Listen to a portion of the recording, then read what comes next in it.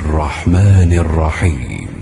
صحیح بخاری حدیث نمبر 566۔ لیث بن سعد نے عقیل کے واسطے سے بیان کیا، انہوں نے ابن شہاب سے، انہوں نے عروہ سے کہ عائشہ رضی اللہ تعالی عنہا نے انہیں خبر دی کہ ایک رات رسول کریم صلی اللہ علیہ وسلم نے عشاء کی نماز دیر سے پڑھی۔ یہ اسلام کے پھیلنے سے پہلے کا واقعہ ہے۔ آپ اس وقت تک باہر تشریف نہیں لائے جب تک حضرت عمر نے یہ نہ فرمایا کہ عورتیں اور بچے سو گئے۔ پس آپ صلی اللہ علیہ وسلم تشریف لائے اور فرمایا کہ تمہارے علاوہ دنیا میں کوئی بھی انسان اس نماز کا انتظار نہیں کرتا۔